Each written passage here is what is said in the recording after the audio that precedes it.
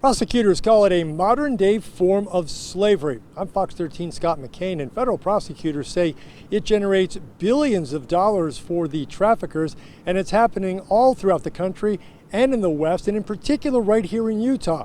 They also say, though, they are committed to cracking down on this problem.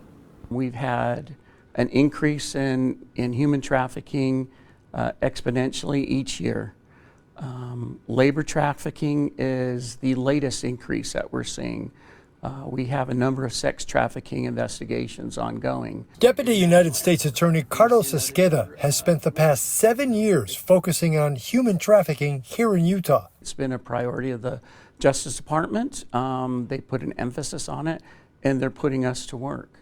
He says while it may not grab headlines like international drug trafficking and cartel violence, human trafficking is just as insidious. It's very tragic. Many of our sex trafficking cases, they're young women. They have no resources. They have no place to go. They don't have any documents. They steal their IDs, whether it be a driver's license, a passport. They take their phones, and they're caught. Esqueda says while some victims are brought here by force, many are lured by the false promises of a better life, the chance to work off their passage and to ultimately achieve part of the American dream. But he says that usually ends in a nightmare scenario for the victims. They're forced to work until their debt is paid off, but of course they can't pay off that debt. It keeps increasing. They charge them for housing, they charge them for transportation, they charge them for food and other necessities, so they're caught in this servitude and they can't get out.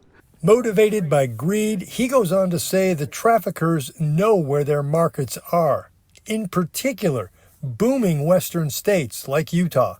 And because we become a hub, Utah and other western states have become a circuit. And you see people in the sex trade industry using Salt Lake City as a hub to circulate these women around the West. But we also have that for labor. The idea is to protect, prevent, and then to prosecute. So we join with the Utah Attorney General's office. We have local law enforcement on task forces. Carlos Esqueda goes on to say these cases are often time-consuming and labor-intensive, taking many months to investigate and ultimately prosecute.